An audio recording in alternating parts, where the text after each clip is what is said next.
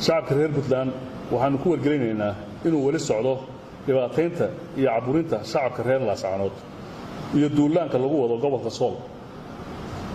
haddana laga soo wado Hargeysa iyo Bariga Burco Maleesiya beeladyo loogu talagalay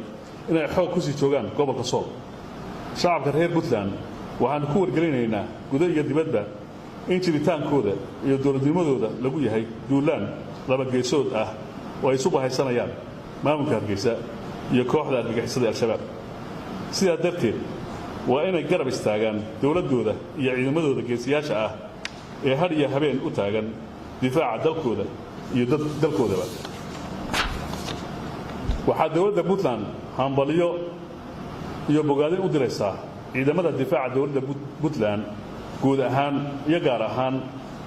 kuwa hawlgalka ka fuliyay Marraje ee Buuraha Calmadow kuna xasuuqay argagixisadii laga soo abaabulay Hargeysa iyo Bariga Burco iyo daljirrada difaaca uga jira gobolka Sool iyo Cayn inankahin waxaan leeyahay Sool uma aadan dhalan kamana talin doontid Puntland iyo maamulka Hargeysana cidda miciisata gaalo Soomaali waa kala taqaan dadkii Somaliland u dhashay oo dalka Liibiya laga soo tahriibiyaasha ahaa oo Muqdisho tagay oo dad Soomaaliyeed oo badan bay ahaayeen halka la isugu keenay ka bacdina diyaarad looga soo kireeyay Muqdisho hay'adda IOM iyo ay u soo kireysay oo dadkii reer Hargeysa ama reer Togdheer ama reer Ceergalo diyaaradii laga soo celiyay oo lagu soo celiyay inay ka tagin dadkoodii Puntland lagu soo celiyay Puntland ay u ogolaatay inay ka soo degaan mar labaad markii diyaaradii loo diiday dadkeedii inay maartay laga soo celiyay Hargeysa muddo 24 saac hay'adda OIM iyo dowladda Puntland ay wada hadal kula jidhay war dadkaas diyaaradda hay'adda iyo dowladda Puntland ay soo kireysay Soomaaliya inay ogolaadaan dadkoodii say caruurtaas hooyooyinkoodii iyo walaalahood maartay ay ugu tagaan marka halka waxa ka muuqata Hargeysa maamulka Hargeysa iska daa cid kale wixii Soomaaliya taga ma caruurtooda aatay inay tahay dad Oromo ee xaqooda ay ka tahay Ethiopia waa ogol yihiin Oromo waa ogol yihiin cid kale waa ogol yihiin laakiin heer ay hadda dadkoodii diidaan maamulka hadda ka talinaya buu gaarsan yahay marka waxaan aad iyo aad ugu faraxsanahay dadka in lagu soo dhaweeyay magaalada Garowe ee Puntland haddana dadkoodii dib 24 saac ka hadal dabadiis ay maanta dadkoodii la joogaan ay Hargeysa ay joogaan marka waxaan oran karnaa arintaas inay tahay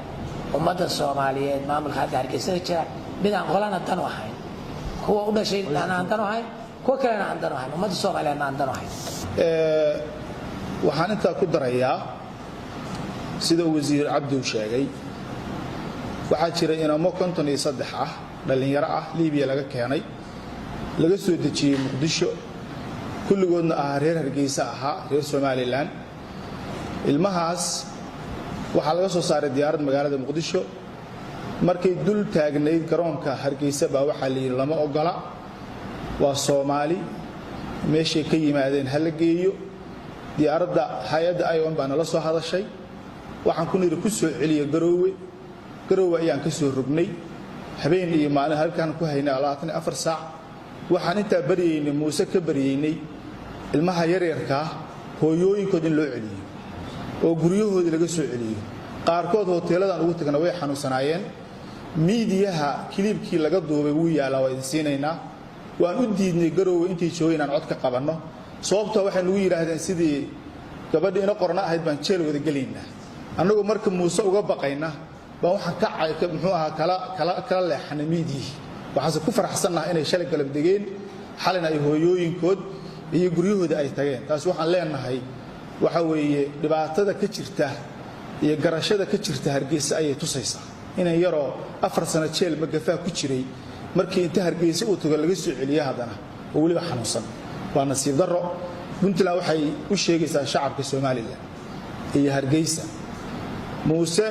mas'uuliyadda Hargeysa ma qaadi karo odaga Master Bean la yiraahdo tiyaatar u sameeyo talaha weydiinina haddaad isku sii daysaan biixi iyo Master Bean waa baaba'aysa Puntland si naxariis leh garasho leh waxa idin leedahay is aruuriya dad waxaad ahaydan loo haweynaa ummadda Soomaaliyeedna maqaam sare uga jira in taladiina ay ku soo ururto usaa iyo Mr Bean waa talo weydiisaan oo daba fariisataan idinma leeg annaga ehel idin ah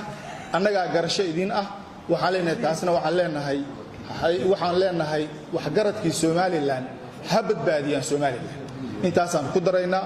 waxaan u sheegaynaa wasiirka cadaaladda Sheekh Khaliil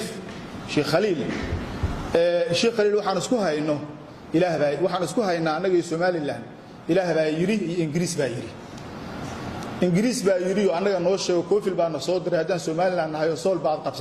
qabsada waa xuduudeeni waa Ingiriis nagu yiri bay leeyihiin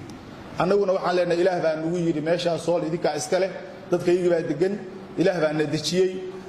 hadda diinta qaanid ilaahay Ingiriis ha simi sheekhan intaasaan leenahay wassalaamu calaykum waraxmatullaahi wabarakaatuh